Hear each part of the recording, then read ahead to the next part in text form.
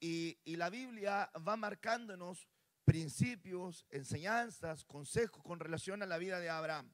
Abraham como un patriarca de una nación, y la Biblia habla acerca de estos patriarcas, Abraham, Isaac y Jacob, como los patriarcas, ¿verdad?, del pueblo del Señor, siendo, ¿verdad?, Jacob el padre de los 12 que estaban, ¿verdad? Ahí estaba Simeón, estaba Rubén. Y ahí es interesante porque fíjese usted que la primogenitura la pierde Rubén.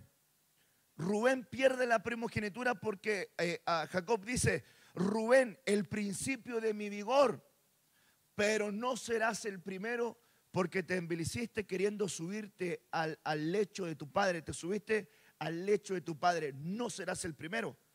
Le cae entonces la primogenitura a los que siguen. Y ahí estaba Simeón y estaba Leví. Pero fíjese que la Biblia dice que Leví con Simeón armaron un plan para sanguinario, para matar a todos los de Siquem, cuando el príncipe de Siquem había violado a su hermana Dina. Ahí después la historia dice que el príncipe de Siquem queda enlazado al corazón de Dina y después quiere casarse con ella, y ahí arman una historia de que ellos debían circuncidarse para que fueran parte del pueblo, y lo hacen, ¿verdad?, fuera del consejo de Jacob, su padre. Y Jacob dice que el alma de él no iba a estar en reposo, porque las armas de Simeón y de Leví eran armas de iniquidad y su alma no podía tener paz con ellos. Entonces se salta la primogenitura y cae en Judá. Y Judá termina siendo primogénito y termina siendo, ¿verdad?, bendecido. Y David viene de la raíz de Judá, y luego Jesús viene de la raíz de Judá, que significa, ¿verdad?, celebración, agradecimiento, gratitud, etcétera, que usted sabe. Y ahí comienza una historia de lo que tienen que ver con aquellos que son las cabezas, de alguna manera, patriarcales, y los que van formando las tribus. De hecho, recuerda usted que en el libro de Ruth le dicen, ¿verdad?, a Lea y a Raquel, son las madres de Israel, son las madres, porque ellas dieron a luz todos los 12, y Raquel también dio a luz a José y a Benjamín. Y fíjese que luego también están Efraín y Manasés, que toman los lugares de uno de los tribus que cayeron y parten a ser parte de las 12 tribus, entre paréntesis.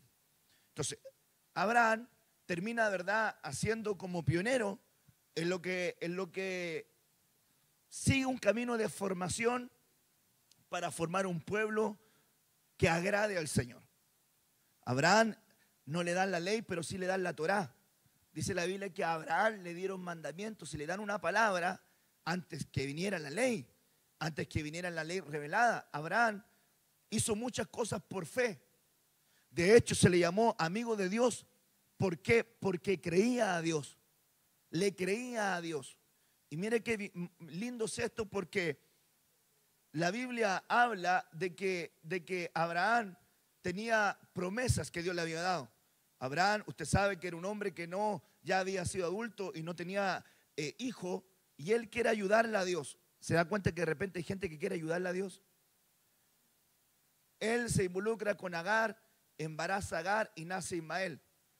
Hoy, de los conflictos que hoy tiene el pueblo de Israel, es también por el error de Abraham, con lo que tiene que ver con los árabes en las tierras palestinas, porque a Ismael también se le entrega una promesa que iba a ser padre de 12 tribus igual, y que iban a ser aguerridos, también valientes.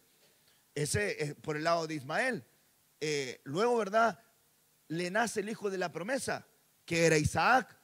Y la Biblia dice en el libro de Gálatas una figura bien linda, porque dice: recuerden que el hijo de Agar son los esclavos, pero los hijos de Sara son los libres. Hablando también que había una faceta de esclavitud y había una faceta de libertad. Ahora, ¿por qué nos compete esto a nosotros? Porque mire lo que significa un hijo de Abraham desviado. La Biblia dice: por lo tanto, sabed que los que se basan en la fe son hijos ¿de quién? De Abraham. Y mire qué interesante, hay otra versión, dice que los que son hijos de Abraham, hijos de fe son. Entonces, ¿por qué es tan importante que nosotros podamos tener una revelación de esto? Porque un hijo de Abraham desviado es un hijo que ya no tiene fe. Es un hijo que ha perdido la fe. Ahora usted tiene que saber que la fe es parte del fruto del Espíritu, que la fe también se manifiesta como un don, que la fe se manifiesta como una atmósfera, que la fe se manifiesta como una puerta abierta y tiene distintas manifestaciones en la fe.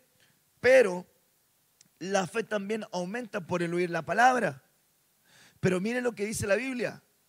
Todo lo que no proviene de fe es pecado. O sea que hay algo terrible que nosotros no podemos, ¿verdad?, caer ni fallar en no tener fe.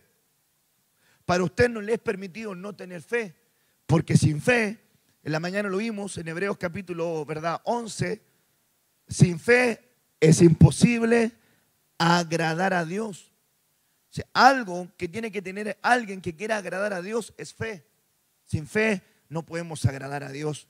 Ahora, sabed que los que se basan en la fe son hijos de Abraham. Yo necesito tener fe. Tú necesitas tener fe. Y fe, hermanos amados, es llamar a las cosas que no son como si fuesen. Fe es tener un título de propiedad de algo inexistente, pero que producto de tu convicción, eso en la palabra también le llaman el emuná, esa fe basada en una convicción que se manifiesta en la realidad. Jesús le dice esto a la mujer que tiene flujo de sangre. Cuando le toca, el Señor le dice, en la versión del Código Real, le dice, mujer, tu emuná, tu convicción en el creer te ha hecho recibir este milagro. Tu emuná, tu convicción en el creer. Y ahí, hermanos amados, un misterio tan lindo que nosotros debiéramos también aprender. Una palabra tan pequeña, pero tan importante para la vida del cristiano es tener fe. Ahora, ¿usted ha conocido hijos de Abraham desviados? ¿Sí o no? ¿Ha conocido gente que un día creyó y hoy día no cree? ¿O gente que después ha pasado el tiempo y después ya abandona la esperanza? Bueno, yo sé que el Señor puede hacer esto, pero la verdad que yo no pienso que Dios lo pueda hacer conmigo, ya no creo. Abandonó la fe, abandonó la esperanza. Entonces, mire qué interesante es poder ver este versículo sobre el cual quiero ir con la ayuda del Señor construyendo lo que tiene que ver en lo que vamos a hablar hoy día en la noche. Por lo tanto, lo primero que quiero decir es que los que son hijos de Abraham son hijos de fe. Si usted no tiene fe, usted es un hijo de Abraham desviado. Y como es un hijo de Abraham desviado, las promesas de aquel no le van a caer a usted.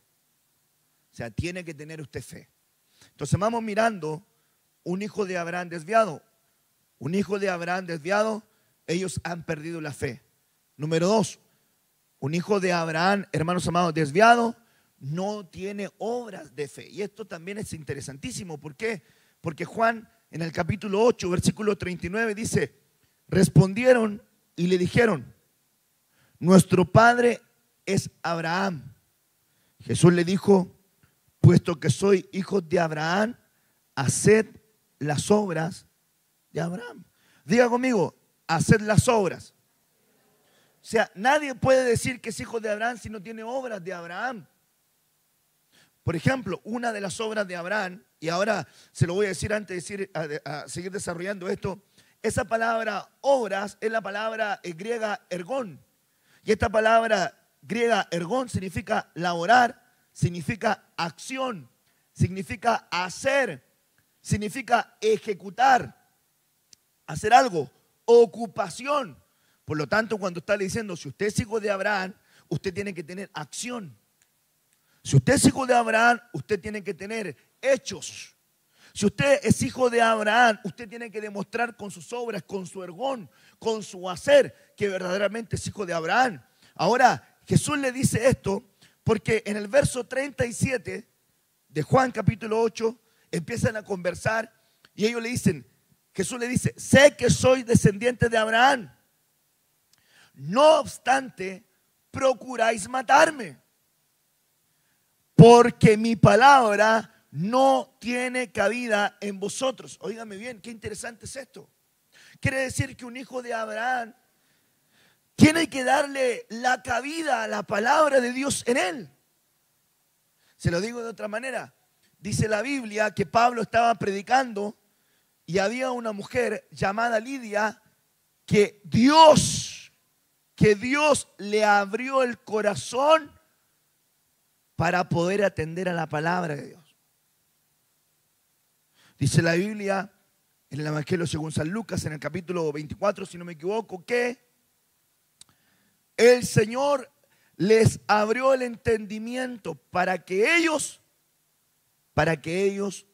le reconociesen. Ahora te pregunto, ¿tienes acción en tu vida, Ergón? Ahora, la palabra de Dios tiene cabida en ti y esto es importante. ¿Por qué?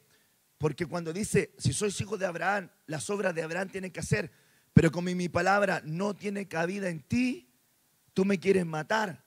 Y esto también es una demostración de un hijo desviado en la fe, que cuando la palabra le empieza a confrontar, se siente perseguido, se siente incómodo y empieza a tomar como aquel que le está compartiendo la palabra como un enemigo. Por ejemplo, en el libro de Gálatas, en el capítulo 4, Pablo enseña esto y él dice, en el principio ustedes me amaban, pero ahora que les declaro el mensaje de la palabra, me tienen como su enemigo. Y fíjese que de repente la mayoría de la gente le es fácil decir lo bueno. En realidad todo es bueno mientras venga de la palabra de Dios, pero lo que endulza a la gente. Mira, te va a ir bien, mira, no te va a pasar nada, mira, vas a tener acá algo que también el Señor confrontaba a su pueblo, porque a su pueblo decía, estos profetizan bienestar y le dicen paz, paz, les va a ir bien. Y no saben que sus caminos son desagradables ante mis ojos, o sea, estaban profetizando mentira. Y el Señor está diciendo, le están prometiendo paz a un pueblo que me confronta con sus acciones, profetizando mentira. Entonces, este Ergón, estas obras tienen que manifestarse en nosotros y no podemos, hermano amado, manifestarlas si no damos cabida a la palabra. Es decir, yo no tengo obras de fe cuando la palabra no tiene cabida en mí. Por ende, cuando la palabra tiene cabida en mí, voy a manifestar obras de fe. Porque la palabra va a producir algo en mí, va a producir algo en ti. Ahora, el verso 38 dice, yo hablo lo que he visto con mi padre, vosotros entonces hacéis también lo que oíste de vuestro padre. Está confrontando el Señor a su manera de actuar, a su manera de vivir. Entonces viene y dice, respondiendo le dijo, nuestro padre es Abraham. Como diciendo, a ver, para. Tú estás diciendo que tú estás hablando lo que tu padre te dice y ellos le dicen, nuestro padre es Abraham. Entonces el Señor le dice, bueno, y si tu padre es Abraham, demuéstralo con tus obras. Y esto es interesante porque hay gente que habla de fe y no tiene obras. Ha conocido gente que habla mucho, como dice el dicho popular, mucho ruido y pocas nueces. Hay gente que, no, yo hice esto, y uno le dice, muéstrame tu Ergón, muéstrame tus obras y voy a saber cuánta es tu fe. Porque hermano, todos hablan de castillo en el aire, pero lo importante es tener espaldas que validen que tú tienes fe. O sea, dice, yo creo en Dios. ¿Por qué? Mira mis obras. Estas obras son de fe. Yo las hice creyendo.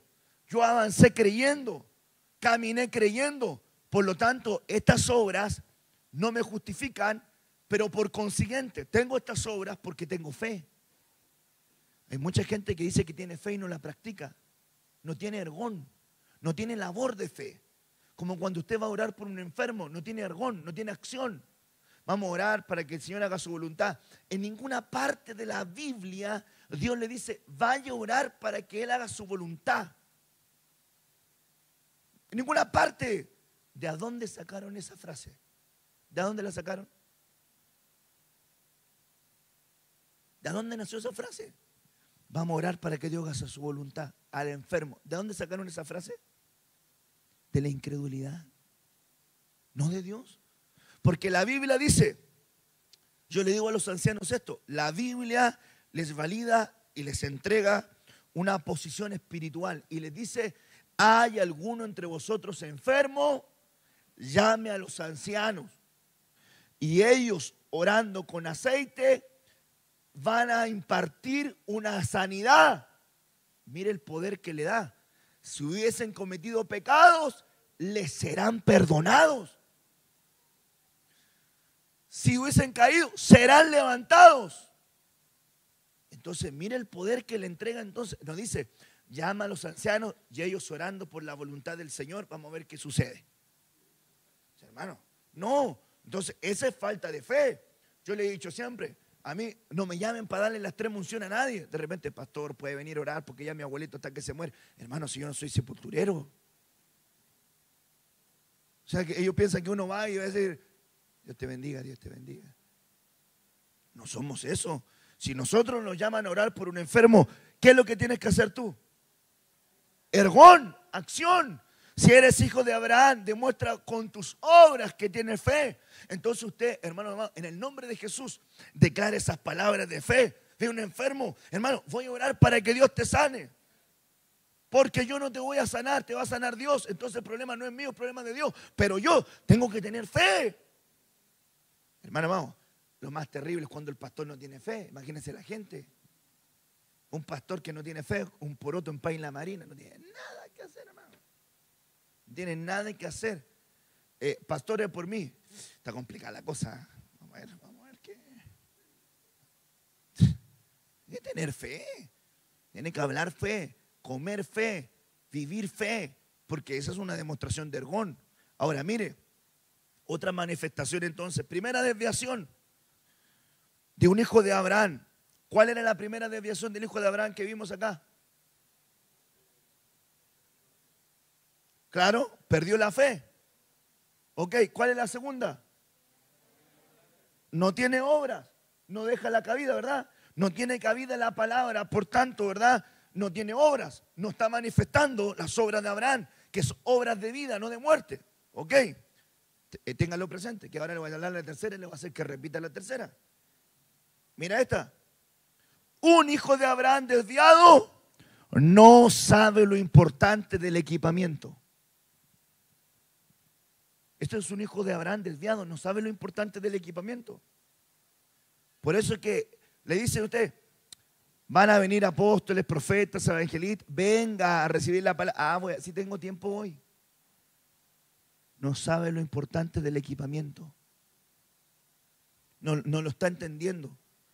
Génesis 14, verso 14, al oír a Abraham que su pariente, o sea Lot, había sido llevado cautivo, movilizó a sus hombres. ¿Qué dice ahí? Dígalo fuerte. Adiestrados. ¿Dónde? Nacidos en su casa. Adiestrados, nacidos en su casa, 318. ¿Cuánto es 3 más 1 más 8? 12. Gracias. Mañana es feriado, mañana es feriado, mañana es feriado. 12, 3 más 1 más 8, 12. ¿Y qué representa el 12 en la Biblia? Gobierno.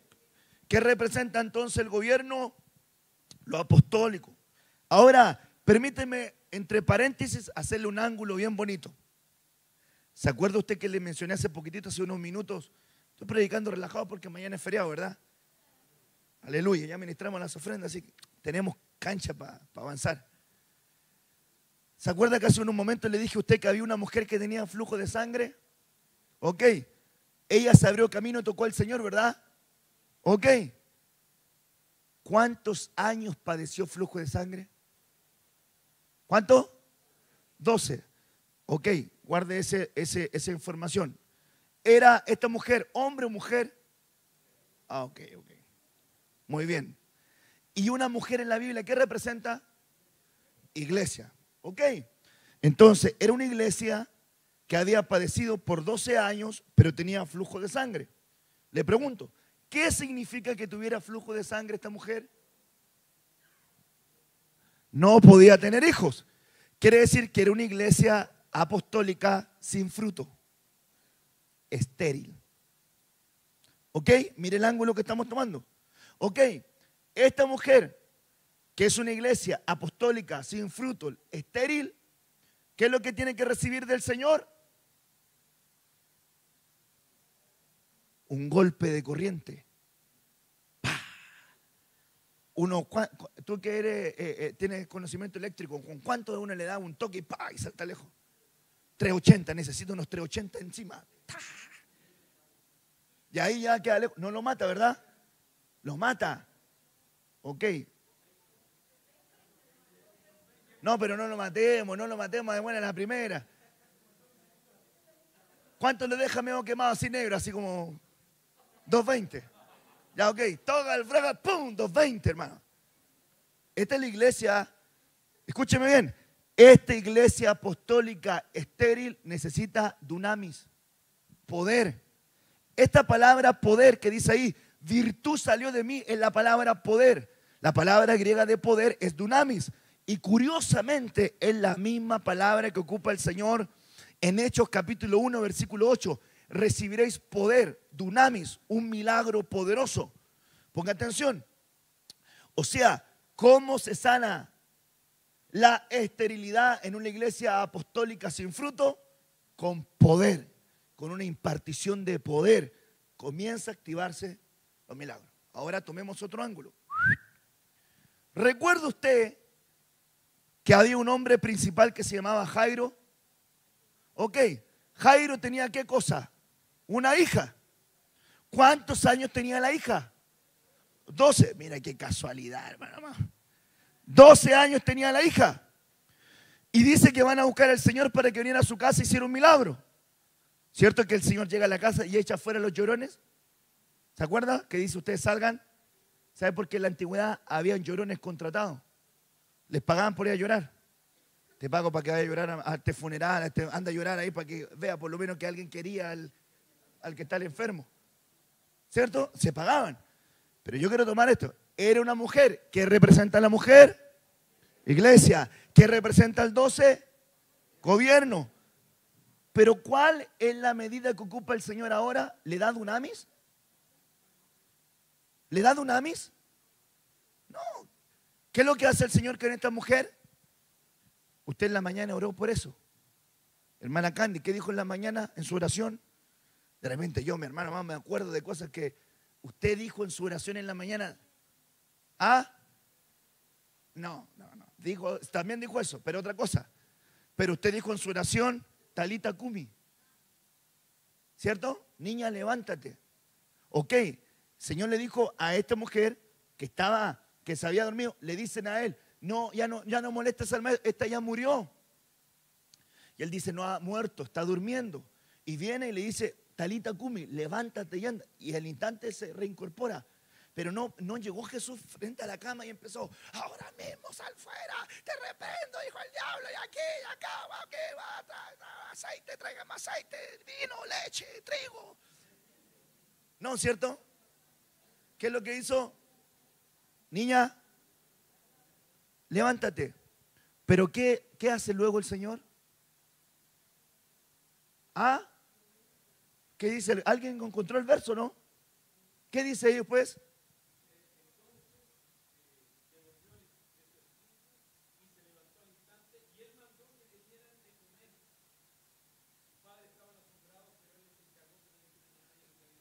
Él les dijo que le dieran de comer.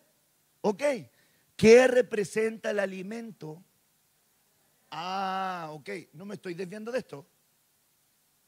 Yo le dije aquí que él llevó, eran adiestrados, nacidos en su casa, 318, 3 más 1 con 8, 12, gobierno, adiestramiento.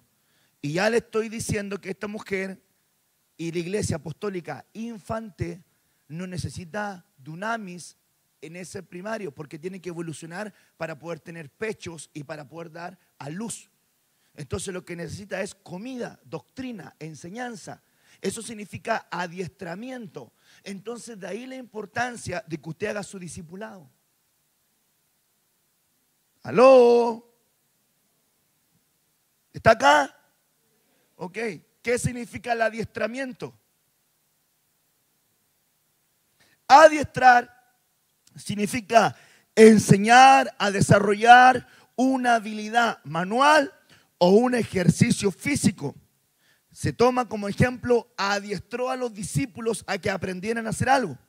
Otra definición es adiestrarse, es decir, hacerse diestro en una habilidad, es decir, que sepa ocupar la mano de la bendición, la diestra. ¿Ok? Dice aquí el diccionario esto. En general significa enseñar, instruir, guiar, encaminar. Los diestros tenían espada, sabían ocupar espada. El hombre de la mano seca era la derecha, y en día de reposo el Señor le sana la mano derecha. Era muy mal visto para el pueblo hebreo un hombre que no podía ocupar la mano derecha. Por una iglesia, hermano amado, un hijo de Abraham desviado no valora lo importante del equipamiento. Hermanos, vamos a tener una reunión donde vamos a aprender acerca, no sé, del tiempo final. Pero lo importante es que yo amo al Señor y me voy con Él, yo no me quedo, me voy con Él. ¿De qué te habló el Señor? No tengo idea, pero me voy con Él. Pero usted tiene que saber de qué forma se va a ir con Él. O usted tiene que saber por qué se va a quedar o por qué se va a ir. Y cómo se tiene que ir. Ok, entonces diga conmigo, necesito adiestrarme. O sea, un hijo de Abraham desviado no le importa la palabra, no le importa el discipulado, no le importan las reuniones matrimoniales, no le importan las reuniones juveniles, no le importa las lecciones de doctrina, no le importa. Él solamente dice, me voy con él, yo no me quedo, me voy con él. Pero usted necesita adiestrarse. Entonces, un hijo de Abraham desviado es alguien que no le da la importancia al equipamiento. Qué importante es el equipamiento en la vida. Yo le voy a decir algo. ¿Se da cuenta que de repente nosotros cuando vinimos a Cristo, algunos aprendimos desordenados, tipo rompecabezas? No sé si me voy a entender con esto. Usted empezó al caminar de Cristo y le pusieron por allá una pieza al rompecabezas, bautismo. Ni idea qué significaba. Por allá le tiraron otra pieza, arrepentimiento. Y usted dice, chanfles, bautismo, arrepentimiento. Por allá otra pieza, fe. Por allá lejos, Santa Cena. Por allá lejos, doctrina. Y usted cuando empezó al caminar, intentaba hilar lo que iba aprendiendo. ¿Qué tendrá que ver esto con esto? ¿Qué tendrá que ver esto con esto? Hay cosas que usted en su primera etapa no entendió. O si usted entendió todo. No, te le pregunto, cuando estaba aprendiendo, ¿no le pasaba esto que en la medida que iba aprendiendo más dudas le salían? ¿Sí o no? Ok, ¿a alguien le gusta leer acá? Ok, cuando usted está leyendo, pongamos la Biblia, usted está leyendo la Biblia, ¿no le salen dudas? Que el que no la lee nunca, ni dudas le salen, por hermano. Claro que sí, dice, no, pastor, es que usted no la lee nunca, por hermano. Claro, pero de repente uno se da cuenta por las preguntas, hermano. De repente uno como pastor, yo le digo, Señor, dame sabiduría, porque hay unas ovejas que se mandan unas preguntas, hermano. Sí, hermano, unas preguntas, mis respetos. Pastor, fíjese que le estoy llamando porque tengo una duda. Estaba estudiando acerca, no sé, de la cuadridimensión de Dios. Estaba estudiando, pastor, acerca del Salmo 91 de las 5 sombras. Entonces uno le dice, a ver, ya dígame, pero ahí uno se da cuenta que el hermano estudia. Hermano, es importante adiestrar, pero es importante que usted también estudie. Porque si usted estudia, usted le van a nacer más inquietudes y va a aprender más, y va a aprender más, y va a aprender más. Y en la medida que usted aprenda, usted va a ser más diestro en la espada, va a saber ocuparla mejor. Cuando usted todavía no es diestro en la espada, anda cortando oreja antes de tiempo. ¿Se fija usted cuando el apóstol Pedro todavía no era bien adiestrado? Entonces venían a arrestar al Señor y él, chapá, cortaba la oreja. Y el Señor le decía, Pedro, no, mi hijo, no, así no es la manera. Le ponía, pegaba la oreja y Pedro la cortaba. No, ponía la oreja, Pedro la cortaba. No. O sea, hermano, pura chambonada. ¿Por qué? Porque, hermano, el equipo tremendo que tenía el Señor. O sea, guerrilleros, ladrones, gente que quería quemar a otros. Un espíritu de bonzo ahí estaba operando en la vida de Juan y Jacobo. Pedro, del vulgo. No se imagina usted un mensaje de Pedro. Nosotros lo vemos bonito, pero recuerde usted que el Espíritu Santo le cambió el lenguaje a Pedro. Pero al principio, ¿cómo hablaba? Ay, hermano, yo me imagino que el lenguaje de Pedro no era muy Muy suave. Claro, o sea, nosotros podemos chilenizarlo, ¿verdad? Pero no era muy suave. La Biblia dice que era un hombre del vulgo, o sea, que hermano, te hablaba así, que te dejaba así. Wow, wow, wow, claro. A ver, calmémonos. O sea, un mensaje duro. Pedro no era igual que Pablo. Pablo tenía otro acervo lingüístico, él ocupaba otras palabras. De hecho, el apostolado de Pedro se da cuenta, hermano amado, que tiene una faceta evangelística. En cambio, el apostolado de Pablo tenía una faceta magisterial. Por eso es que usted no puede ver a todos los apóstoles iguales. Porque hay apóstoles que tienen un manto evangelístico y hay apóstoles que tienen un manto magisterial. Y se nota. Se nota. Al que tiene un manto profético se le nota. Ok, entonces usted no puede medirlo igual. Lo que pasa, este apóstol es mayor que este. No, ¿por qué? Porque cada cual está operando en su manto.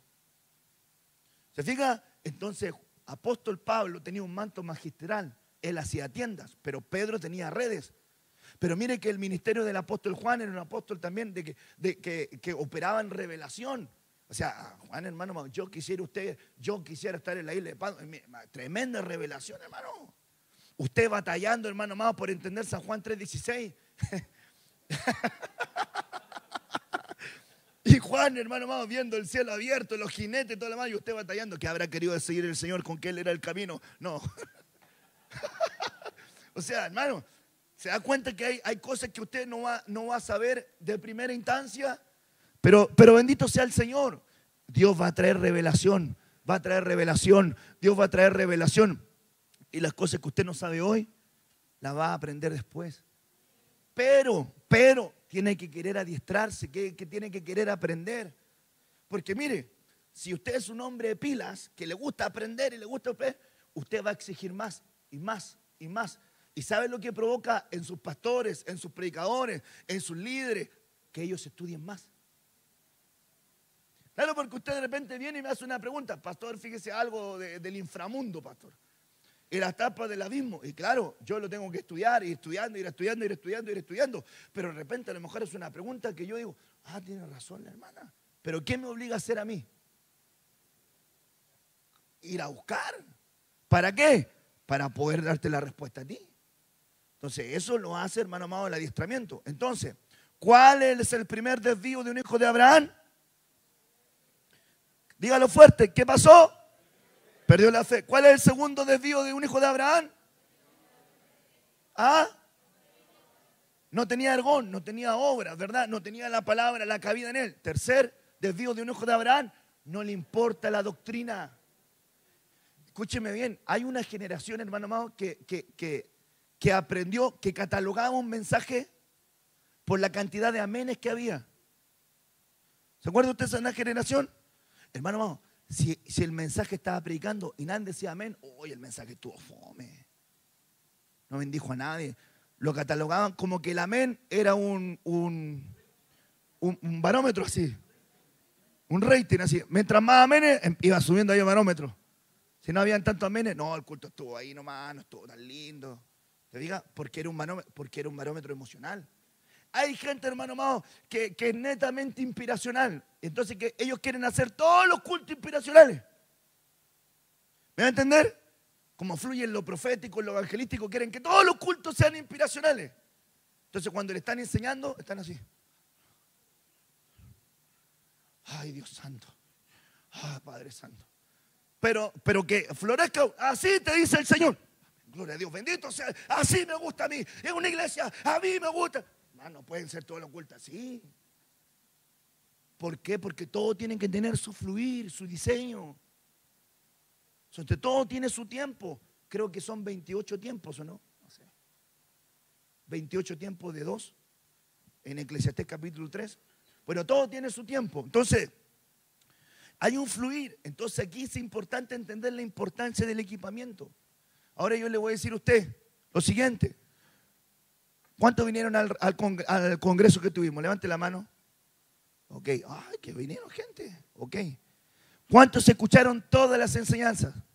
Levante la mano. Todas.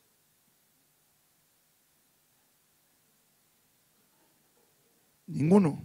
Ok. ¿Cuál es su responsabilidad? Escucharlas todas.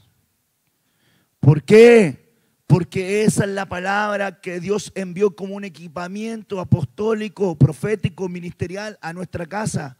Por lo tanto, en cada uno de los mensajes que nos enseñaron, hay verdades encapsuladas que Dios quiere que nosotros pongamos atención. ¿O no? Claro. Entonces usted no puede decir, ya pasó el Congreso, materia pasada, materia olvidada. No, hermano. Te tiene que decir, ¿de qué me habló el Señor tal día? Perfecto. ¿Por qué me habló Dios esto? Perfecto. Esto no lo anoté, alcancé a anotar. Voy a comprar mi disco, voy a meterme a las redes sociales, voy a ir a seguir investigando, porque Dios me quiere hablar, me está equipando. Tengo que seguir escarbando. Ok, cuarto desvío de un hijo de Abraham. Pierden la visión de aquel día. Ay, hermano, esto es tremendo. Juan 8, versículo 56. Vuestro padre Abraham se regocijó esperando ver mi día y lo vio y se alegró. Oh, hermano, aquí hay entonces un mensaje encapsulado. La resurrección de Abraham, que no estaba muerto, sino que estaba vivo. Vivo en la presencia del Señor. Por lo tanto, hermanos amados, el versículo 52, los judíos le dijeron, ahora sabemos que tienes demonio. Abraham murió, porque ellos no tenían revelación de que quien estaba en Cristo no iba a morir, no iba a haber muerte, iba a dormir. Entonces dice, y también los profetas, y tú dices, si alguno guarda mi palabra, nunca gustará muerte para siempre. Verso 53, le dicen, ¿eres tú acaso mayor que nuestro padre Abraham, quien murió, o los profetas que también murieron? ¿Quién pretende ser? Verso 56, Abraham, vuestro padre, se regocijó de ver mi día, lo vio y se gozó. Yo le pregunto a usted, ¿de qué forma Abraham vio el día del que el Señor se manifestó y se alegró? Claro, tuvo una revelación. Él tuvo una revelación, como la de Job. Job tuvo una revelación de lo que iba a venir a ser Cristo. Le digo, yo sé que mi Redentor vive. Termínalo diciéndolo usted, a ver.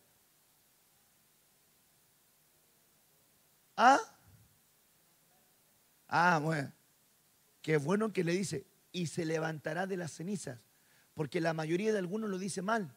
Yo sé que mi Redentor vive y del polvo me levantará. Y es una profecía que está hablando de que el Señor se va a levantar Él de entre las cenizas. Pero Job tuvo una revelación de lo que iba a ocurrir con Cristo. Entonces Abraham tuvo una revelación del día y se alegró. Entonces mire qué tremendo es esto. Un hijo de Abraham desviado es un hijo que pierde de vista la venida del Señor y no se goza. Ahora hágase un examen cortito usted. ¿Cuántos de ustedes en su oración le dicen, Señor, ven? Ven. Estamos esperando por tu venida, por tu retorno, por tu regreso. A lo mejor en su oración no lo dice. Si no lo dice, realícelo. Realícelo. Porque escúcheme bien, ¿cuántos saben que el Señor viene? Amén. ¿Cuántos lo esperan? ¿Y cuántos lo anhelan? ¿Se da cuenta que es diferente saber? Es diferente saber, esperar, y otra cosa es anhelar. Hay gente que sabe pero no lo anhela. Hay gente que sabe pero no lo espera. Por ejemplo, dice la Biblia que hay siervos que toman la venida de su Señor por tardanza y comienzan a maltratar a los que pusieron a su cuidado. Eso ocurre también en muchos lugares, cuando el pastor, en vez de ser pastor, se cree, hermano amado, capataz de fondo. Usted ha conocido, ¿verdad? Eso. No la ha conocido, si no ha conocido, bendito sea el Señor. Pero si conoció pastores, hermano amado, que en vez de ser pastores parecían el Señor de la querencia, hermano. Hermano, puro latigazo. Dice la Biblia que ellos tomaron por tardanza el día del Señor y comenzaron a maltratar a los que estaban a su cuidado. Comenzaron a comer, a emborracharse, a embriagarse y comenzaron a hacer lo malo. Y la Biblia dice, cuando el Señor venga, les dará muchos azotes. Porque sabiendo hacer la voluntad del Señor, no lo hicieron, ni lo esperaron, ni se prepararon. Entonces, hermano amado, La Biblia dice que la vara está reservada para el necio. O sea, le iban a dar azotes, hermano. Le pregunto a usted, ¿usted quiere que lo azoten? Algunos de los que son más antiguos, algunos que son versiones más antiguas, para no sonar hiriente, ¿le dieron algún cariñito con alguna vara? No, levante la mano, a ver. Ok, cuando te pegaron con esa, a ti también te pegaron. ¿Cómo era? ¿Se acuerda usted que hasta cortaba el viento así cuando... con una rama de árbol así, y uno como que le quedaba marcar la línea así. ¿Y usted qué decía ahí? ¿Se ponía a hablar en lenguas? No, hermano, le quedaba, hermano, coloreante le quedaba ahí. Y le daban su varillazo. Hermano, si así le doliera a usted, hermano, pero dice la Biblia que el que sabe hacer la voluntad de su Señor y no lo hace, recibirá muchos azotes. Qué importante entonces saber cuál es la voluntad de Dios en mi vida. ¿Cuál es la voluntad de Dios en tu vida? Que te santifiques. Si yo no sé cuál es la voluntad de Dios en mi vida, puedo empezar a hacer cualquier cosa. O sea, yo tengo que saber cuál es la voluntad de Dios en mi vida, santificarme, prepararme, consagrarme. Entonces, un hijo de Abraham desviado, un hijo de fe desviado, perdió de vista la venida del Señor. Y así también, hermanos amados, hay muchos movimientos, hermanos amados, actuales que no hablan del arrebatamiento, no hablan de la venida del Señor. ¿Sabe por qué? Porque no es comercialmente atractivo para ellos. ¿Estoy siendo brusco de la forma que lo estoy diciendo? No, ¿verdad? No es comercial. Y dice la Biblia que hacen del pueblo mercadería. La Biblia dice comerciantes. La Biblia los traba como el camino de Balaán. Aquellos hermanos amados que se venden. Vamos a invitarle a usted a predicar. ¿Cuántos son sus honorarios? Vamos a definir, a ver. ¿Solamente predicación o también oración por los enfermos, que son dos tarifas diferentes? Si usted tiene administración, eso es otro costo. Si es de noche, también otro costo, porque el siervo del Señor, la noche, horario prime, entonces no es lo mismo. Claro, si es fin de semana, otro precio. Si es feriado, claro. Entonces, o sea, así hemos llegado. Así también se está llegando. Entonces, por eso también no se habla de la venida del Señor. Porque escúcheme algo. A veces, hermano amado, el mensaje de la venida del Señor para alguna gente no es atractivo. Yo le pregunto a usted, ¿cuál es el mensaje atractivo para la gente que le endulza en el alma? ¿Cuál es un mensaje atractivo para la gente que le endulza en el alma? La prosperidad. Claro. Siempre están prometiendo cosas, ¿verdad? Así que tienen que ver con la vida terrenal. Entonces dice, no, a mí me gusta este tipo de mensaje porque bueno, usted sabe que yo estoy llamado. Yo creo que Dios te puede prosperar. ¿Cuántos dicen amén a eso? Pero Dios no va a prosperar por medio de la palabra. Por medio de la palabra. O sea, cumpliendo la palabra, Dios le va a prosperar a usted. Amén. Entonces, mire, otro desvío. ¿Cuál era el primero? Pierde la fe. ¿Cuál era el segundo? No tiene energón, no tiene sobra. ¿Cuál es el tercero? No valoran el equipamiento. ¿Cuál es el cuarto? Pierden de vista la venida del Señor, hermanos amados. Ahora mire, no reconocen autoridad. ¡Wow! Diga conmigo, ¡wow! Diga conmigo, ¡ay! Menos mal que es feriado porque me puedo recuperar. Un hijo de Abraham desviado no reconoce autoridad. Y eso, hermano, es interesante, dice la Biblia. Pero aquel cuya genealogía no viene de ellos, recibió el diezmo de Abraham, está hablando de Melquisedec, y bendijo al que tenía las promesas. Bendijo al que tenía las promesas. Alguien que tiene promesas sobre su vida debe, no estoy diciendo si quiere, debe reconocer autoridad. Si cargas tus promesas, tienes que reconocer autoridad, porque es la forma que bendigan las promesas que cargas en tu vida. Y sin discusión alguna, el menor es bendecido por el mayor. Dice aquí ciertamente hombres mortales reciben el diezmo. ¿Usted cuántos entregan diezmos? Levante la mano. Ok. ¿Usted sabe que nosotros ponemos aquí gente que recibe los diezmos? ¿Qué son esos hombres?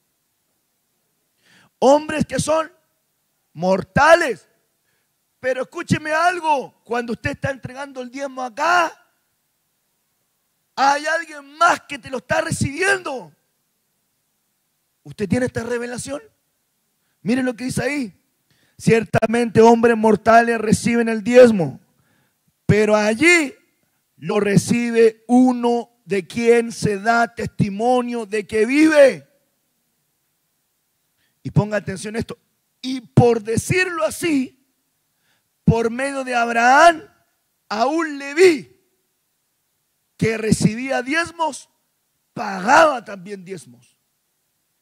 Porque aún estaba en los lomos de su padre cuando Melquisedec le salió al encuentro. En otras palabras, le está diciendo, Leví estaba en los lomos de su padre. Todavía no se manifestaba la vida física.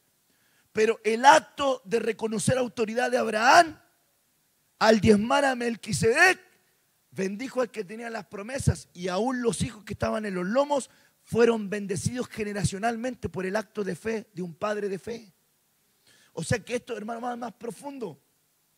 Porque un padre que diezma, que ofrenda, está trayendo bendición generacional.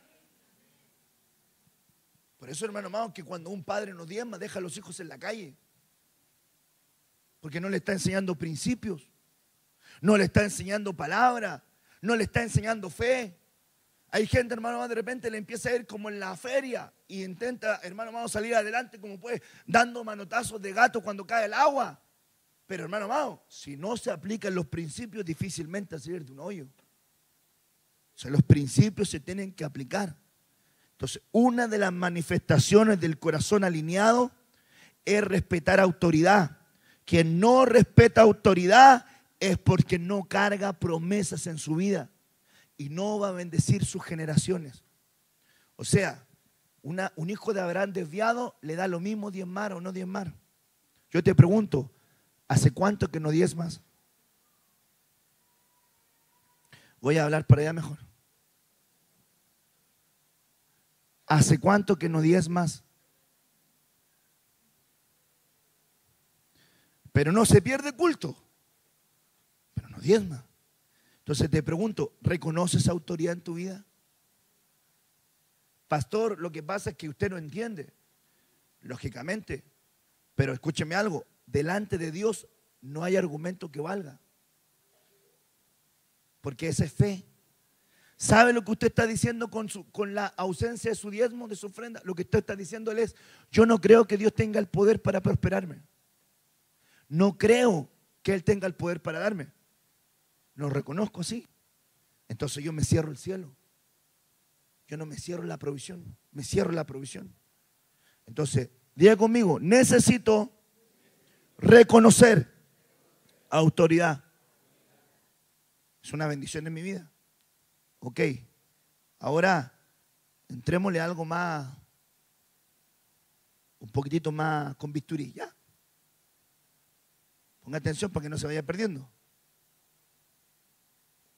Un hijo de Abraham desviado no tiene revelación de sus cadenas. Juan 8, versículo 33. Le respondieron, somos descendientes de Abraham y jamás hemos sido esclavos de nadie. ¿Cómo dices tú, llegaréis a ser libres? Le pregunto, ¿lo que estaban diciendo era mentira o verdad? ¿El pueblo hebreo fue alguna vez esclavo, sí o no? ¿Estaban diciendo mentira o verdad? Mentira. En esa época aún estaban en cautividad. ¿Quién era el imperio que estaba sobre ellos? Roma. O sea, fíjese los que vinieron al Congreso, yo prediqué el día sábado el camino de la cautividad a Sion, ¿verdad? Entonces yo le enseñé que hay gente que está en cautiverio, pero se siente libre. Porque compran, siembran, cosechan, hacen todo, pero están en cautiverio. Ellos pensaban que eran libres, pero eran esclavos. ¿Sí o no? Yo le pregunto, ¿hay gente que está esclava y no sabe que está esclava? ¿Sí o no? Claro. Verso 31. Entonces Jesús decía a los judíos que habían creído en él: si vosotros permanecéis en mi palabra, verdaderamente sois mis discípulos, y conoceréis la verdad, y la verdad os hará libres. Ellos le contestaron: somos descendientes de Abraham y nunca hemos sido esclavos de nadie. ¿Cómo dices tú seréis libres? Verso 34. Jesús le respondió: en verdad os digo que todo el que comete pecado es esclavo del pecado. Y el esclavo no queda en la casa para siempre, el Hijo sí permanece para siempre. Así que, si el Hijo os hace libres, seréis realmente libres. En otras palabras, hermano amado, un hijo de Abraham desviado no se da cuenta que es esclavo de sus pasiones, de sus debilidades, de sus cadenas. Él piensa que está bien. Yo le pregunto, ¿ha conocido gente que usted está mirándolo, hermano, que están en esclavitud y para ellos están bien? ¿Sí o no? Oye, pero tú no te das cuenta que estás en esto. No, yo estoy bien. No, sí, yo sé. Esa es la otra, ¿se acuerda? No, sí, yo sé. Oye, pero tienes que... No, sí, yo sé. Sí, yo sé que estoy mal, pero yo sé. Todos lo saben y no hacen nada. Entonces aquí, un hijo de Abraham desviado, un hijo de fe, no tiene revelación de sus cadenas. Hermano amado, fíjense qué interesante. Estos son complementarios. Les voy a leer este. No tienen conciencia de sus pecados. Lucas 3, versículo 8. Producid, pues, frutos dignos de arrepentimiento. Y no comencéis a decir dentro de vosotros mismos: Abraham tenemos por padre. Porque os digo que aún de estas piedras Dios puede levantar hijos a Abraham. Arrepentimiento. Arrepentimiento. Hay muchos hijos de Abraham desviados que no tienen revelación de que se tienen que arrepentir. Porque no confiesan sus pecados. Porque están bajo sus conceptos y sienten que tienen una historia cristiana. Pónganme atención, si quieren me acompaña el joven del piano, que tengo aquí 48 minutos. Una vez, se lo voy a contar esto, estaba leyendo un libro de guerra espiritual de Ed Murphy, uno así, que habla de la era de Eros y batallas cósmicas y jerarquías. Estaba leyendo ese libro y ahí veo y aparece una historia de un misionero. El misionero está predicando y cuando está predicando está en una conferencia de hombres. Y en esa conferencia de hombres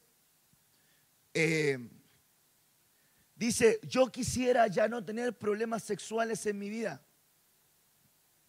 Yo quisiera ya no sentirme tentado cuando veo una mujer bella en mi camino. Yo quisiera que mis hijos ya no se sintieran seducción al ver a una mujer bella. Tengo la esperanza, dice, al ver a este hombre adulto con canas, que cuando yo tenga su edad, esto ya no va a ocurrir. El anciano que estaba ahí con el pelo blanco levanta la mano y dice: ¿me da permiso para hablar? Este hombre que estaba diciendo esto dijo: qué bueno, nos va a contar su testimonio de cómo es a esa edad. Y este anciano con canas le dice: hijo, el que haya nieve en la azotea no quiere decir que no haya fuego en la chimenea. Ese problema de las tentaciones le va a seguir toda su vida. Porque las pasiones juveniles no están suscritas a la edad.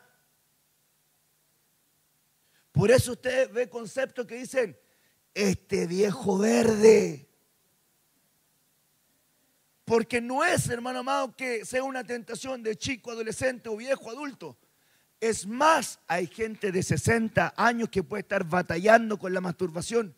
Y usted puede estar diciendo: no, la batalla de la masturbación es de los lolitos, de los adolescentes, están en su etapa de crecimiento.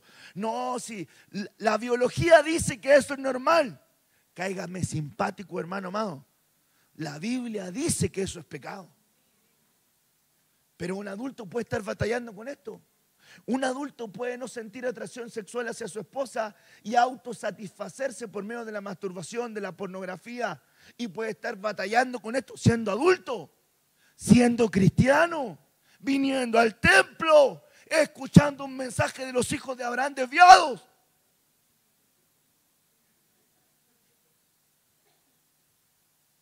Y puede tener estas batallas. Entonces no es suscrito a la edad. Pero hermanos amados, ¿quiere decir que este hombre que está hablando esto no tenía una revelación de sus cadenas, de sus pecados? No tenía una revelación de eso. Un día yo tenía 16 años, estaba en una iglesia pentecostal, era secretario de esa iglesia. Yo un día le pregunté a un hombre adulto y le dije: hermano, cuando yo llegue a su edad, de seguro yo no voy a tener ya más faltas, ni batallas, ni pecados en mi vida, porque usted ya los tiene vencidos, ¿verdad? Y él me dice a mí esto: sí, hermano Ronald, usted todavía le queda rato para batallar con el pecado, con las debilidades, con las tentaciones. Yo ya no tengo de qué arrepentirme. Soy un hombre plenamente consagrado. Me sentí el pecador más grande, pues, hermano. Allá a donde enterrarme dije: si este hermano me dice esto, entonces no tengo nada que hacer aquí. Porque claro, te hacen sentir como que tú estás liquidado. Pero ahora miremoslo en la Biblia. Usted se recuerda que David peca con una mujer llamada Betsabé, la Betsy. ¿Te acuerdas de la Betsy? ¿Cómo era la Betsy? Hermano, mis respetos para la Betsy, por hermano. O sea, si la Biblia dice que era hermosa, es porque era hermosa, por hermano. Si la Biblia cuando dice que alguien era feo, es porque era feo. Pero esta dice que era hermosa. O sea, mire, pero ¿por qué no sabía quién era Betsabé? ¿Sabe lo que pasa también? Que hay, a ver cómo se lo digo. Usted de repente ha mirado a hombres que son de corazón triste. ¿Se entiende el rema o no? ¿Qué quiero decir con que son de corazón triste? No le quería decir así. Que la Biblia dice que el corazón alegre hermosea el rostro. Entonces yo digo: ¿ha conocido gente de corazón triste? Ok. Fue muy brusco eso. Ok. Pero de repente usted lo mira y, hermano, más así como el cuerpo descompaginado, como que el momento que le dieron el rostro, como que no pusieron concentración, no sé, cosas así. No estaban alineados los planetas, algo pasó, ¿cierto? ¿Verdad? Y de repente usted ve a la esposa y usted mira a la esposa y dice: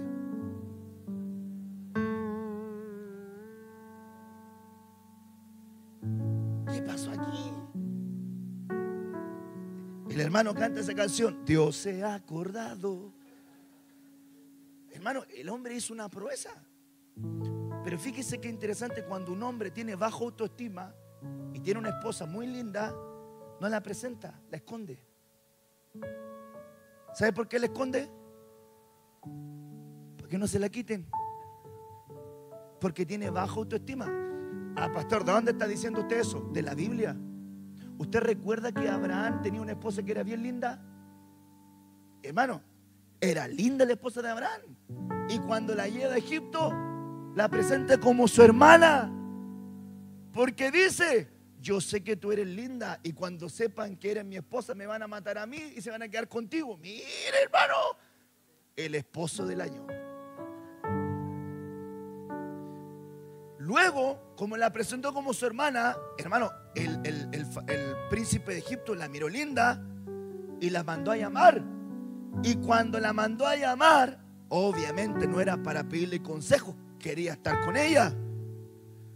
Y fíjense algo: aparece Dios a defender a Sara y le dice: no la toques. Y se da cuenta que era esposa de Abraham. Ahora mire, Abraham, después de toda esta historia, le dice: ahora me doy cuenta que eres linda. Diga conmigo: qué tremendo, pastor. O sea, hay varones, hermanos amados, que tienen una esposa lindísima y necesitan que otros le digan que son lindas. Yo no necesito que me diga nadie que mi esposa es linda. Yo sé que ella es linda. Yo soy un hombre bendecido con ella. Miren lo que le voy a decir. No me estoy desviando del tema. Sé que mañana es feriado, así que aguánteme un momento. Mire, David sabía quién era Urías, pero no sabía quién era Betsabé. ¿Será que Urías la tenía a Betsabé escondida? Pero mire, cuando un marido, póngame bien, no reconoce la belleza, los atributos de su esposa, de repente abre una puerta para que su esposa sienta la necesidad del reconocimiento de otros. No como los baños que nosotros conocemos. Pero hermano Mao, si el rey de todo el pueblo vive al frente y la hermana que está acá, la Betsy, quiere salir en la tarde a ducharse, ¿cuál es la necesidad de empezar a ducharse frente al rey? Estaba terminando su purificación, estaba ahí lavándose, limpiando. Pero hermano Mao, a vista y paciencia del rey. O sea, ¿cuál era la necesidad que tenía la Betsy para que la estuvieran mirando? Ser admirada. O sea, cuando la mandan a llamar, ya la Betsabé sabía que algo se traía entre manos. Su marido estando en la guerra, ella se puso ahí para que la miraran mientras se bañaba, y después al ratito el rey te mandó a llamar. ¿Usted cree que ella no sabía que se traía entre manos? Ahí se fue. Sospechoso, ¿verdad?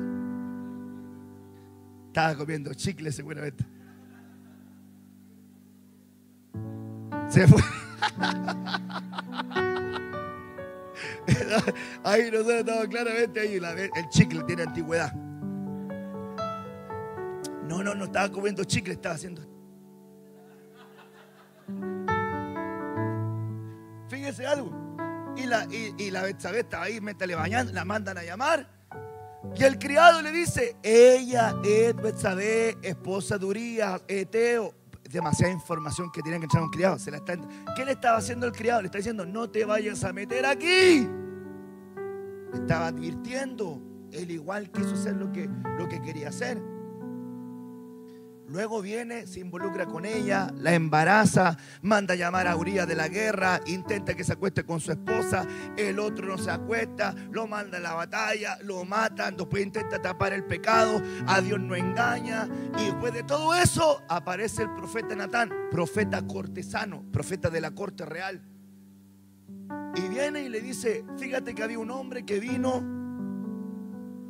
del campo, venía pasando, y le tomó una corderita a un hombre que tenía muchos corderos ganados, y le quitó la única corderita que este hombre tenía.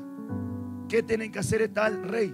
David dice: el tal debe pagar 4 veces y debe morir. Y Natán le dice: ese hombre eres tú.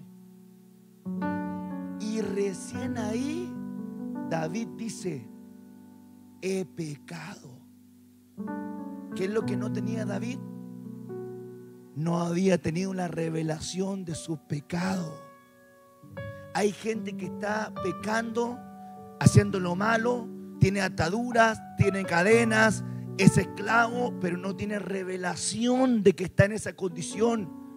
Un hijo de Abraham desviado no se da cuenta que está en atadura. Usted es bendecido. ¿Por qué es bendecido? Porque Dios te está permitiendo tener revelación y profundidad de la palabra, cosas que gente no está oyendo en este tiempo. Dios te está haciendo a ti oír. Necesitamos que Dios nos dé revelación. Estos fariseos no tenían revelación de sus pecados, pero ellos se dieron cuenta de que toda la gente venía al arrepentimiento. Y Juan el Bautista, que me da la idea que era amigo chico del apóstol Pedro, del vulgo, le dice: hipócrita, generación de víboras. Bien suavecito, ¿verdad? ¿Quién les enseñó a huir de la ira venidera? Porque miren los bandidos lo que estaban haciendo. No tenían arrepentimiento, no tenían revelación de sus pecados, no sabían que estaban haciendo lo malo, pero iban a las aguas por las apariencias. Hijos de Abraham desviados. No había entendido que la fe sin obras es muerta. Lo que no proviene de fe es pecado. Nosotros necesitamos decirle al Señor que bendiga nuestra casa con fe. Esta tiene unidad con esa, cadenas, pecados. Y esta, siendo hija de Abraham, a quien Satanás ha tenido atada por 18 años, ¿no debía ser librada de esa atadura en el día sábado? Un hijo de Abraham desviado no le da valor a alguien que está en cadenas. ¿Se recuerda usted que en las congregaciones antiguamente había gente que yo respeto, yo voy a respetar todo el pensamiento que tiene la gente, pero yo me doy cuenta que,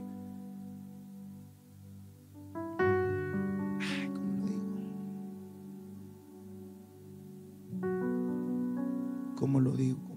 Que no se malinterpreta. De repente hay iglesias que proveen las instancias para que el que necesita un milagro de sanidad persevere en la enfermedad. Por ejemplo, pongámosle caso, yo aquí en el altar hay alguien que tiene talento y viene en silla de ruedas. Entonces le voy a hacer una rampa para que suba la silla de ruedas y esté acá. Qué bueno que tiene que servir y qué bueno que sirva. Y yo me alegro que va a servir, pero mi deber como pastor es enseñarle hasta que el Señor me lleve que Dios tiene el poder para levantarlo de esa silla. Ese es mi deber. Yo no puedo claudicar en eso. Le tengo que decir que Él no se acomode a eso. Porque si en la Biblia Dios levantó a paralíticos, el Señor abrió la vista a los ciegos, a los sordos. Yo le dije a un sordo, escúcheme bien, cuando llegue gente que tiene problemas de audición, hermano amado, antes de recomendarle que vaya a ponerse, hermano amado, parlantes en las orejas, debemos decirle: la sangre de Cristo tiene poder para sanar tu problema auditivo. Pero desde el momento que nosotros invertimos mucho más tiempo en poner el audífono, lo estamos atando y acostumbrando a que permanezca encorvado en el templo. Entonces tenemos la gente enferma, pero se congrega. Nuestro deber es decirle a la gente que Dios tiene el poder para sanar toda enfermedad. ¿Cuántos dicen amén? Tenemos que decirle a los ciegos que Dios tiene el poder para dar vista a los ciegos, para sanar los oídos de los sordos, para, hermano, levantar a los paralíticos, para hacer que la mujer estéril ya no sea más estéril, para decir que Dios tiene poder, hermano, para hacer milagros en medio de su casa, en medio de su pueblo, y que la sangre de Cristo tiene poder para eso. Jesús dice: esta mujer, hija de Abraham, tiene 18 años encorvada mirando al piso y a usted no le importa.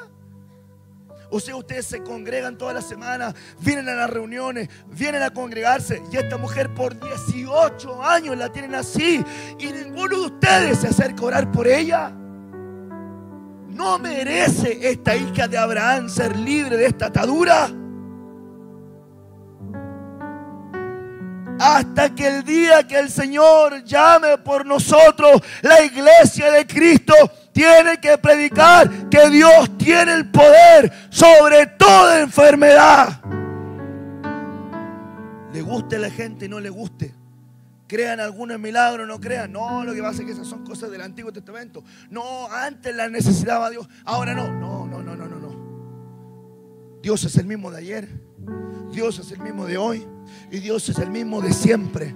Y si hay alguien que esté enfermo, hermano amado, antes de decirle tengo un psicólogo, usted le tiene que decir tengo un amigo, se llama Paracletos. Ese Paracletos te va a consolar, te va a guiar, te va a ayudar, te va a sanar. Tiene poder para sanar tu enfermedad, tu depresión, tu estrés, tu amargura, tu crisis de pánico. Dios tiene poder para hacer un milagro en tu vida. Ese es el mensaje que tiene que oír de ti. ¿Sabe por qué de repente se abre la puerta a psicólogos cristianos? Porque no hay poder para libertar a los cautivos.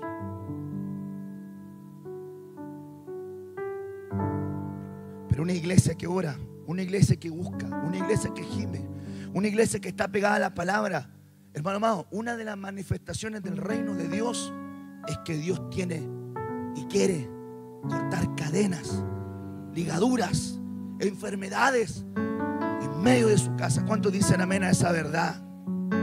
Dios lo puede hacer. Entonces yo quiero ir cerrando esto, hablándote de esa verdad tremenda. Es una revelación que necesiten. Un hijo de Abraham desviado no tiene revelación después de la muerte. No importa si yo me muero, si comamos y bebamos, que mañana nos morimos. No sabes que solamente este es un proceso y lo mejor está por venir. Escúcheme, usted se está preparando para la vida que le sigue. No. Iglesia, te estás preparando para la vida que te sigue. Por lo tanto, tienes que tener revelación de lo que va a ocurrir después de la muerte. Qué tremendo es esto. Lucas 16, verso 25. Y Abraham dijo: hijo, acuérdate que durante tu vida recibiste bienes, y de igual manera a Lázaro males, pero ahora él es consolado aquí y tú eres atormentado. Esta es la historia verídica, porque las parábolas no tienen nombres propios. Esta es una historia verídica de lo que nos entrega revelación de algo que ocurre después de la muerte. Usted se recuerda, usted en su Biblia, busque la palabra que dice que el rico le dice: permite que Lázaro moje su dedo y me venga a tocar. ¿Qué versículo es? Lucas 16. ¿Qué versículo es? ¿Alguien tiene Eastwood? Ok, busca la palabra que dice que moje el dedo. Que moje. ¿Qué dice en el griego?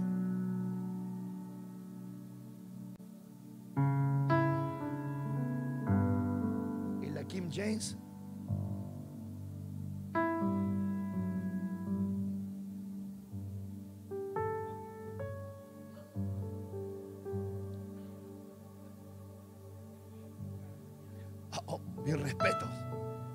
Mis respetos. ¿Qué es lo que estaba pidiendo el rico? Que lo bautizaran, y él ya había dejado de existir en la tierra. ¿Quién es el que estaba hablando? ¿El cuerpo, el alma o el espíritu? El alma. ¿Y qué estaba pidiendo el alma en ese lugar de tormento? Que lo bautizaran. Hay que tener revelación para después de la muerte, ¿no? ¿Por qué estaba pidiendo él, ya habiendo partido esta tierra, que lo bautizaran? Claro, porque si no lo bautizan, no participa de la resurrección. Él estaba siendo atormentado, pero ¿cómo lo reconocen? ¿Cómo lo reconoce Abraham? ¿Qué le dice? Hijo. Entonces usted tiene que saber que cuando usted parta de esta tierra, si usted parte, aunque yo creo que usted tiene muchas probabilidades de participar del arrebatamiento, pero si llegara a partir antes que nosotros, su cuerpo va al polvo. Su espíritu, ¿a dónde va? Vuelve a Dios. ¿Y dónde lo ubican? En la Sion celestial, la Jerusalén celestial. ¿Y el alma a dónde lo mandan? Depende. ¿Se acuerda que en la mañana le dije: usted no se va a ir de acá si tiene falta de perdón, si tiene ataduras, si tiene ligaduras, si tiene orgullo, si es mentiroso, si es ladrón, si tiene atadura, adulterio en su vida? Usted se tiene que ir arregladito de acá. Escúcheme bien, cada oportunidad de Santa Cena es una oportunidad para arreglarte con Dios. Para venir aquí y decirle: Señor, sácame todo espíritu inmundo, demonio, influencia. Señor, me arrepiento aún de lo que no sé. Límpiame, purifícame. Escúcheme bien. ¿Usted ha leído el Salmo 51? ¿Qué dice el Salmo 51, David? Límpiame, ¿con qué? Ay, hermano. ¿Y cómo era el hisopo? Pero usted se está imaginando el hisopo de hoy día. ¿Sabe cómo era el hisopo antiguo? Era un palo con una rama dura y le cortaban la cabeza una vecilla y se le empapaba en sangre y se le pasaba, hermano, la restregaba. Entonces cuando David te está diciendo límpiame con hisopo, está diciendo pásame el rastrillo, sácame toda la impureza. Hermano, mis respetos para David, lo que estaba diciendo. O sea, él quería que le mandaran una limpieza, que le sacaran toda la mugre espiritual.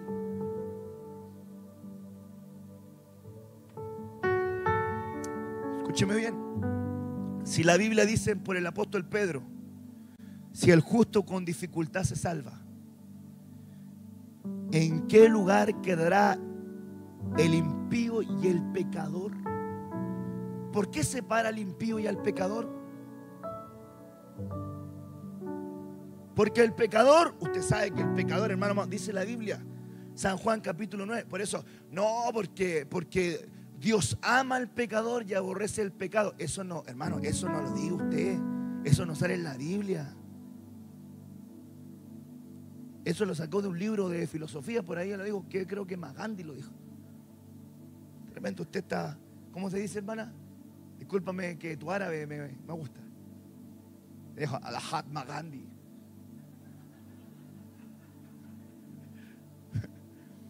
Mire, Dios ama al pecador y aborrece el pecado. Eso no dice la Biblia. La Biblia dice esto. San Juan capítulo 9. Y sabemos que a los pecadores Dios no oye. Pero ¿por qué habla del impío? ¿Por qué el impío va a otro lugar? ¿Qué es un impío? El que abandonó la piedad. O sea que alguna vez la tuvo. O sea que nosotros tenemos impíos reversibles e impíos irreversibles. Si lo pudiésemos catalogar de esta manera. Yo te pregunto, ¿hay cristianos que son impíos? Por ejemplo, ¿hay cristianos que piden plata y no la pagan? La Biblia dice, el impío pide prestado y no paga. ¿Hay impíos que piden plata, hermano, y no le pagan? No sé, ahora no se hace el cucho ahora, hermano. Hay hermanos que piden plata a otros hermanos y después no la pagan y se hacen los enojados para que no les miren. Esas son conductas de impío. Entonces hay cristianos que tienen conductas de impío. Usted va a encontrar ese ángulo. Como la apostasía, hay apostasía reversible e irreversible. Gente que va a tener un punto de gracia donde va a poder volver al Señor. Hay otros que no. Por lo tanto, este hijo de Abraham estaba siendo atormentado, pero lo tratan como hijo. Por eso ve la oportunidad. Mire qué interesante es que él está siendo atormentado, porque el tormento era que él tenía conciencia de la vida que había dejado y de los familiares que habían quedado. Lázaro no tenía esa conciencia. ¿Por qué? Porque estaba siendo consolado. Imagínense qué consolación sería para el alma de Lázaro si su mente hubiese estado puesta en la tierra. Quiere decir, hermano amado, que el rico vio que donde estaba Lázaro había agua. Ahora, hermano amado, esto se está poniendo profundo. Porque mire, ¿quién murió primero en la cruz del Calvario? ¿Murieron los ladrones primero o murió Jesús primero? Porque si murió Jesús primero, quiere decir que a los ladrones le alcanzó la gracia. Pero si murió después, quiere decir que le alcanzó el Antiguo Testamento a ellos. Y son dos tratos diferentes. ¿O no? Claro, porque si ellos murieron antes, murieron en el antiguo pacto. Pero si Jesús muere y ellos mueren después, caen en la gracia. Y otro trato. Ahí sería bueno verlo, ¿verdad? Porque ya estamos sacando la espiga, pero más profunda. Imagínense, ¿quién iba a pensar usted que ese dedo, mójame el dedo, era baptizo? Ahí el Señor hoy día le entregó una perlita, un tesoro, hermano. Ahí, ¡pum! Señor.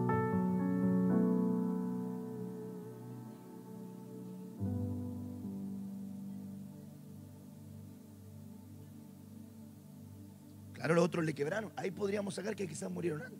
Pero ahí no sé si la Biblia dice eso, que murieron antes o murieron después. Habría que buscarlo. Usted que lee más. Quizás, pero correcto. ¿Por qué no le quebraron los huesos del Señor? Porque la profecía decía que no le iban a quebrar ninguno de sus huesos. Era una técnica que tenían los romanos para que la muerte viniera más rápido. Quebrar los huesos, empezaba a irrigar sangre y empezaban a ahogarse, a convulsionar y morían. A él no le quebraban los huesos. Qué tremendo lo que hizo el Señor por ti. Qué lindo sentido toma la Santa Cena. Claro. Entonces te quiero decir algo. Tienes que tener revelación de lo que ha de venir sobre tu vida. Ay, no puede usted pensar solamente aquí en la tierra. Tiene que decirle: Señor, estoy agradándote. En la mañana Enoc tuvo testimonio de haber agradado a Dios y fue arrebatado. Tendrás que tener el testimonio de que estás agradando a Dios para que te vayas con Él. Si no, se va a quedar.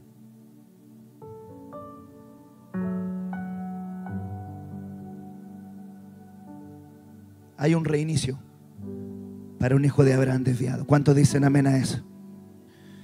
Jesús le dijo: hoy ha venido la salvación a esta casa, por cuanto él también es hijo de Abraham. ¿De quién estaba hablando? De Zaqueo. El Señor le dijo: porque hoy ha sido hecha salud a esta casa, por cuanto él también es hijo de Abraham. ¿Sabe lo que significa saqueo? Saqueo significa puro, limpio y justo. ¿Y sabe lo que no era saqueo? No era justo, no era puro, ni era limpio. No era nada de lo que era su nombre. Y cuando viene Jesús y le dice: hoy ha llegado la salud a esta casa, porque este hijo de Abraham estaba desviado. Pero cuando vino Jesús a su casa, Dios le dio un reinicio. Y fue tan fuerte el reinicio para este hombre que Zaqueo le dice: puesto en pie. La gente decía: mira, Jesús va a la casa de un pecador. Pero este hombre que era chiquito, puesto en pie, le dice en el verso 8: Señor, he aquí, la mitad de mis bienes doy a los pobres, y si en algo he defraudado a alguno, se los voy a devolver 4 veces. ¿Por qué no dijo voy a devolver 5? ¿Por qué no dijo voy a devolver 6? ¿Voy a devolver 7? ¿Voy a devolver 2? ¿Por qué dice 4? Porque la ley decía que cuando uno le roba al rebaño ovejas, tiene que pagar 4 veces. O sea que Zaqueo estaba clarito que le estaba robando a todos sus hermanos. Pero cuando viene, hermano amado, el reinicio, y viene, hermano amado, el orden de Dios, ay, hermano amado, comienzas a ordenar tu vida y la salud visita tu casa. César, que la salud visite tu casa. Alejandro, que la salud visite la casa de ustedes dos. Visite sus casas, visite sus hogares, visite sus familias. Por algo vinieron acá hoy, por algo Dios los trajo. No porque mañana es feriado, algo los movió. Dios pone el querer como el hacer por su buena voluntad. Dios los trajo este culto por la radio para que ustedes vuelvan a tener fe como en un principio y su corazón se vuelva a pegar a Dios. Qué tremendo es esto. Limpio, puro, justo. Era injusto, no era puro y estaba sucio. Pero él, le vino Jesús a su casa. O sea que le ordenaron. Escúcheme bien, él tenía ganas o no, tenía ganas de que el Señor estuviera con él. Era chiquitito, pero él corrió y se subió a un árbol. ¿Usted se imagina ese evento? Un chiquitito colgado de un árbol ahí, y cuando viene pasando el Señor lo mira, y cuando lo mira le dice: voy a estar contigo en tu casa. ¿Sabe qué revelación tenemos entonces en eso? Que para que Dios traiga salud a tu casa tienes que vencer tus propios impedimentos. ¿Cuáles son los impedimentos que tú tienes para que no venga la salud a tu casa? En el caso de la mujer que tenía flujo de sangre, tuvo que hacerse camino en medio de la multitud. En el caso de Zaqueo era su porte, se subió a un sicomoro. En el caso de Bartimeo era ciego, Hermano, y lo único que tenía era un grito. Y cuando Bartimeo se da cuenta que quería un milagro, se saca el manto de la pobreza, porque a todos los que eran con deficiencia le ponían una cobertura de pobreza para que pudieran mendigar libremente. Y él quería un milagro. Y cuando él dice: hijo de David, sáname, y le devuelven la vista, Bartimeo, que significa hijo de Timeo. Timeo significa inmundo. Dios lo sana. Porque un hijo de Abraham tiene que tener fe para que Dios lo sane. Amén. Ay, qué lindo se puso esto, hermano. Termino con este y me comprometo. Pero mañana es feriado. Este es el último versículo. No se olvidan de las promesas de Dios. Los que son hijos de Abraham, que tienen fe, no se pueden olvidar de las promesas de Dios. Romanos 4, versos 19 al 21. Y sin debilitarse en la fe, contempló su propio cuerpo, que ya estaba como muerto, puesto que tenía como 100 años, y la esterilidad de la matriz de Sara.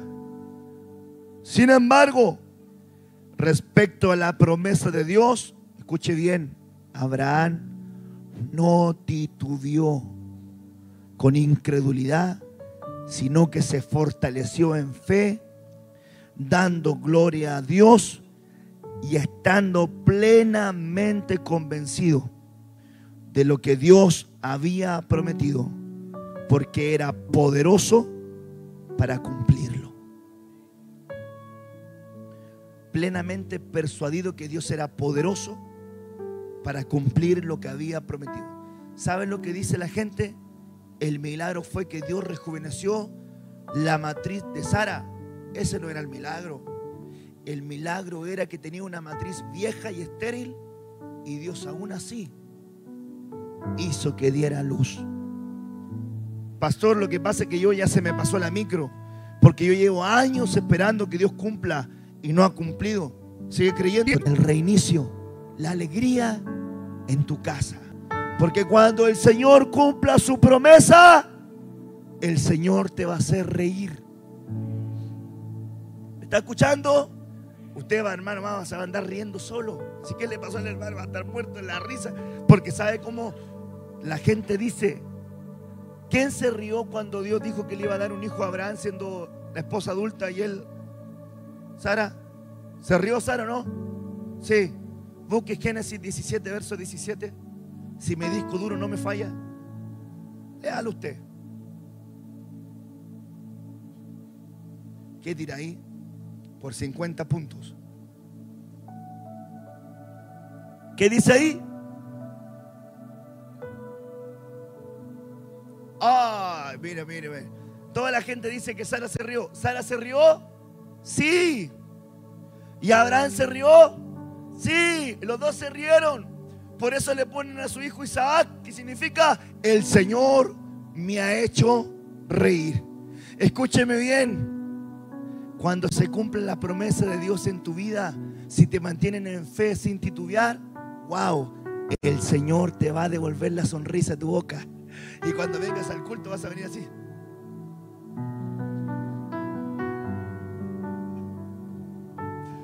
Toda la gente amargada y usted va a estar así. Hermano, es que estoy muy contento porque el Señor hizo esto, el milagro en mi casa, en mi hogar. Era un imposible, pero Dios lo hizo. Tenía un hijo perdido, pero Dios lo hizo. Tenía esta puerta cerrada, pero Dios lo hizo. Tenía este milagro imposible, pero Dios lo hizo. Vale la pena creer, vale la pena confiar, vale la pena no dudar, vale la pena perseverar en la fe. ¿Por qué? Porque Dios lo hizo.